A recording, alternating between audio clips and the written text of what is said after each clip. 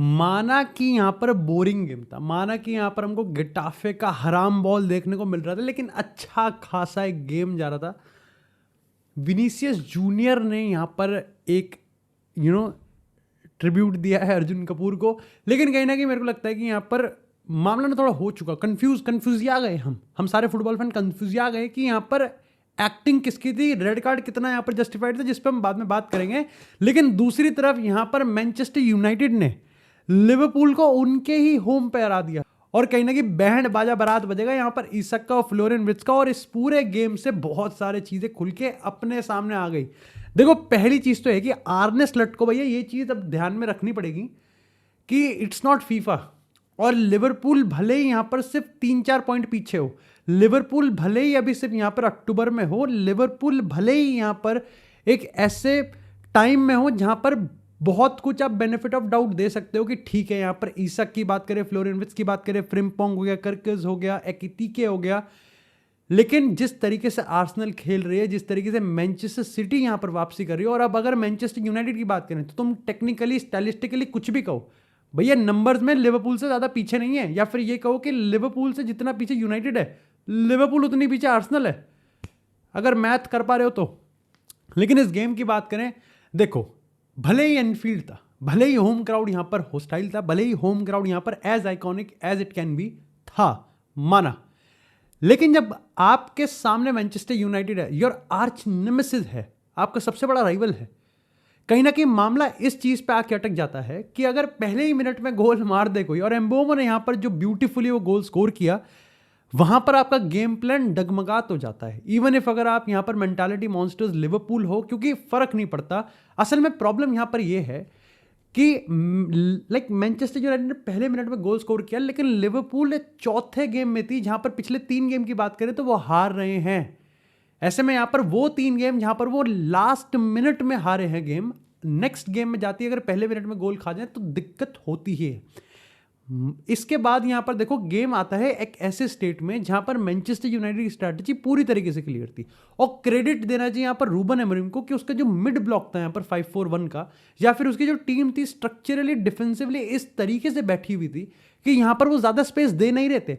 भले ही यहां पर लिवरपूल के पास पूरी तरीके से पोजीशन हो और एक तरफ अटैक था, लेकिन मैनचेस्टर यूनाइटेड ने स्टाइलिस्टिकली अपने प्लेयर्स को इस तरीके से पोजीशन किया था कि यहां पर अगर टर्नओवर होता है, यानी कि अगर मैनचेस्टर यूनाइटेड डिफेंड करते करते बॉल जीतती है, जो कि बहुत बार हुआ, तो वो यहां पर लिवरपूल को ब्रेक पे पूरी तरीके से अटैक करने के लिए तैयार है।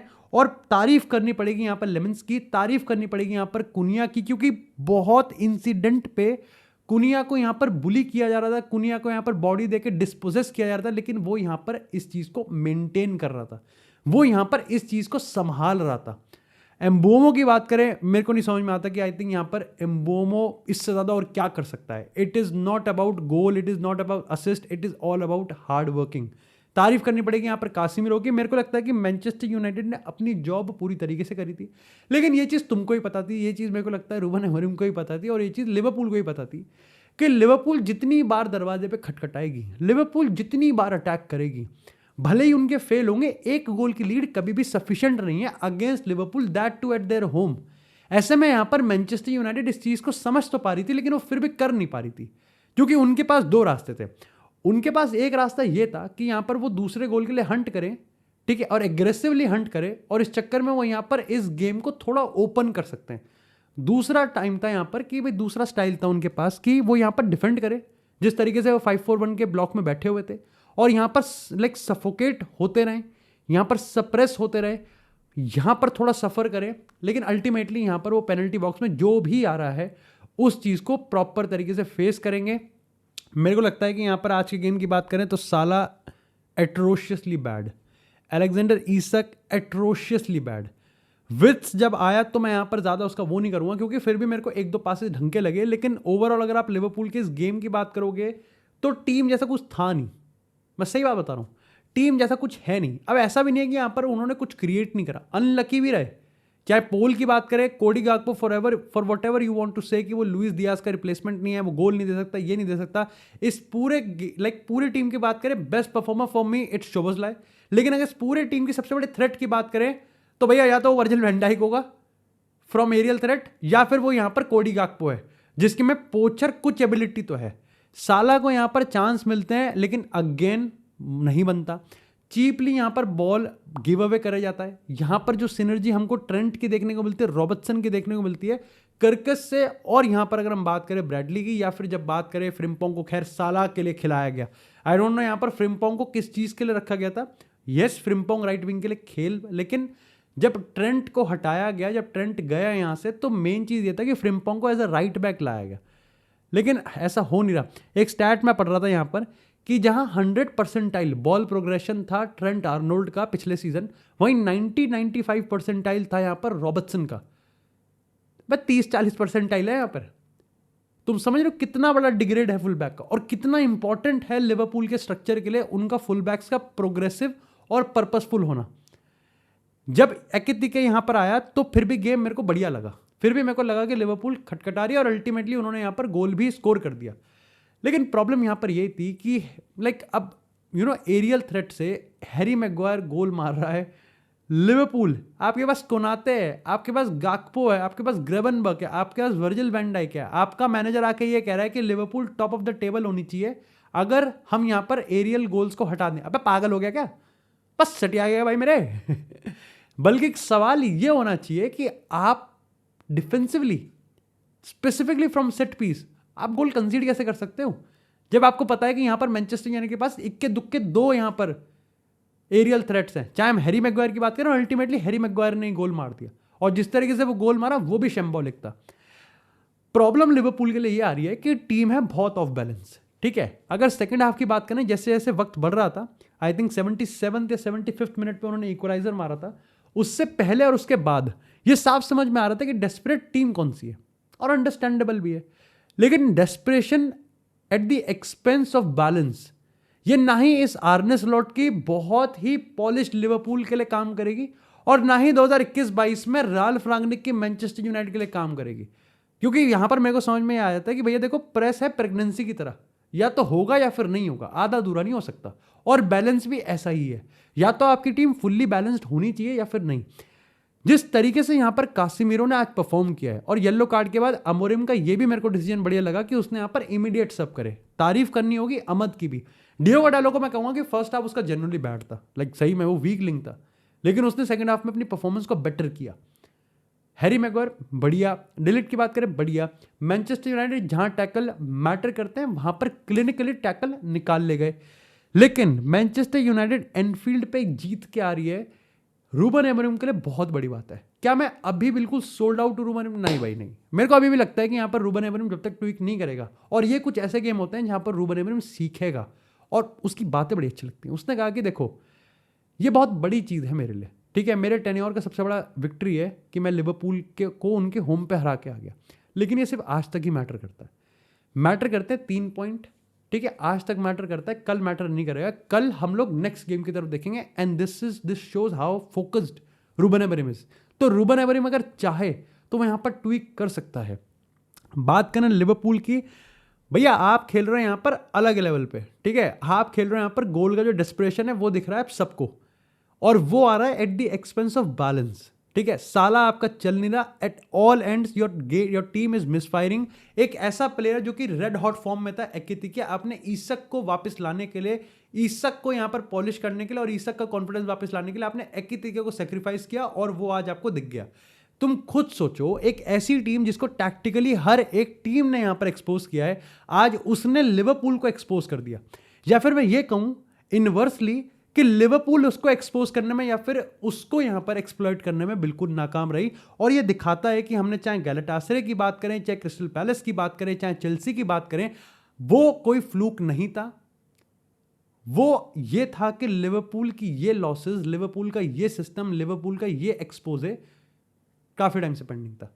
क्योंकि अगर आप लोग ये मान के चल रहे हो कि पिछले वो गेम्स जहां पर लिवरपूल एक्चुअली में इंजरी टाइम्स में गोल मार के जीत रही थी, वो सिर्फ इसलिए हो रहा था क्योंकि लिवरपूल एक्चुअली में through out the game deserve करती थी, तो फिर आपको ये भी समझ जाना चाहिए कि कुछ गेमों में अब लिवरपूल भी हारना डिजर्व करती है, और अल्टीमेटली वो लास्ट मिनट में होके आ रहा है। और यहां तो फिर भी लास्ट मिनट करनी था। मेरे को लगता है कि मैनचेस्टर यूनाइटेड ने अपनी लीड बहुत सही से बचा के रखी, बहुत सही थी, बहुत ह्यूमन, बहुत वर्क रेट, हार्ड हिटिंग यहाँ पर परफॉर्मेंस दी है, एटलीस्ट मैं वर्क रेट की बात कर सकता हूं। टैक्टिकली यस, रूबन अमोरिम की टीम कॉट आउट हो रही थी, एट टाइम्स यहां पर स्पेस मिल रहा था, स्पेसिफिकली यहां पर जो क्रॉसेज आ रहे थे वो यहां पर साला को ढूंढ पा रहे थे, बट साला अगेन एट्रोशियसली बैड था, साला कुछ कर ही नहीं पा रहा था उस चीज का।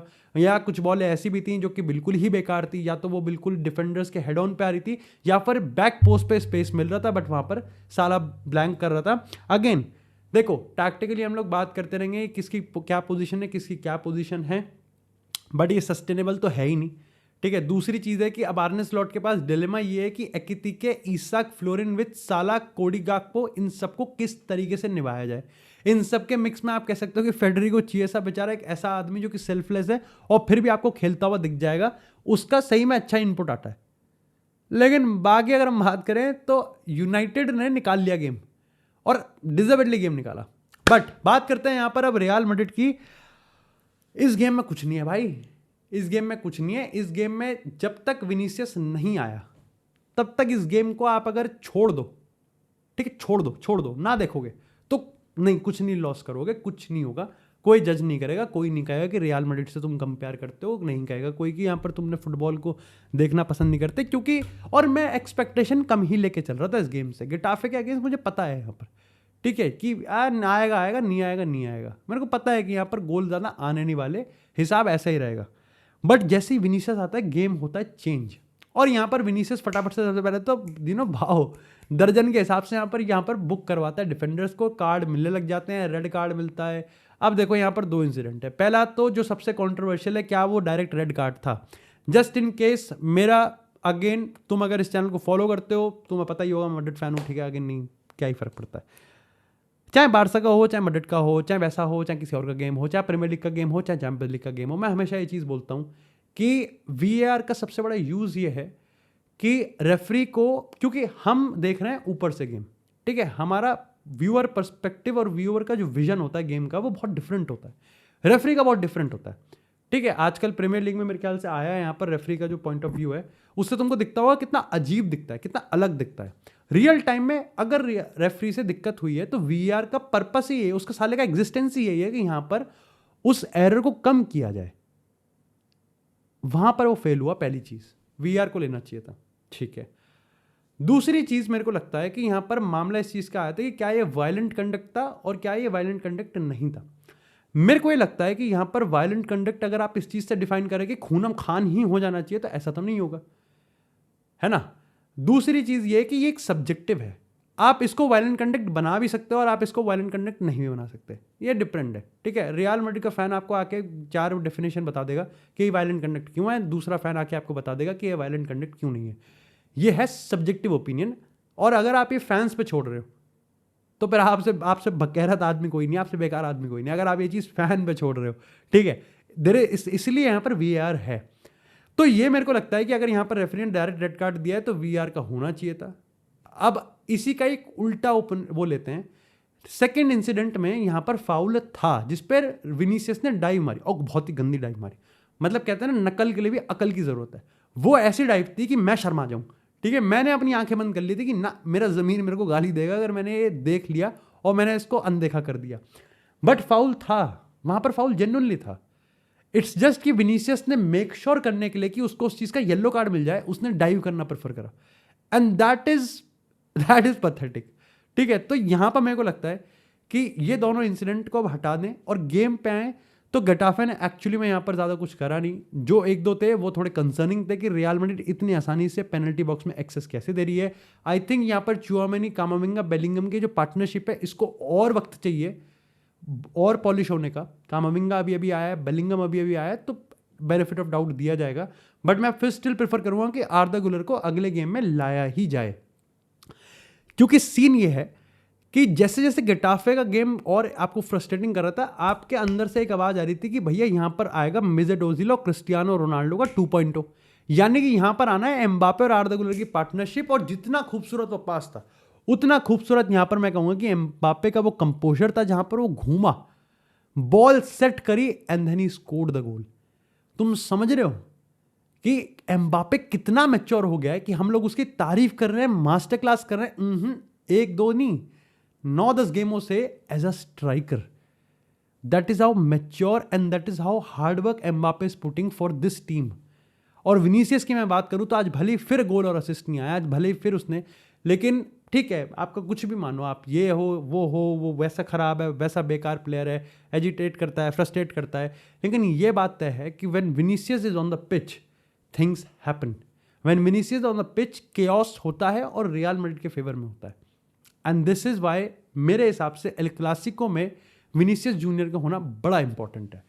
लालीगा दिवाली में जाते जाते लालीगा यहाँ पर टॉप करती है रियल मैड्रिड। आपको बहुत बहुत शुभकामनाएं दिवाली की। भाई अपने परिवार के साथ मनाओ, अच्छे से मनाओ, सेफ मनाओ, भाई पटाख को जला लो, लेकिन मैं कह रहा हूँ आग मत लगा लेना अपने में, अपने चोट को बचा के रखना, सब चीज़ बचा के रखना, क्योंकि तुमको मिलना है मेरे से यहीं पर ही वापस। ठीक है, जो लोग अपने परिवार से किसी कारणवश नहीं है इस दिवाली, भाई हम तुम्हारे साथ हैं। लव यू गाइज, मिलते हैं अगले एपिसोड में, तब तक के लिए stay tuned, stay safe and happy Diwali.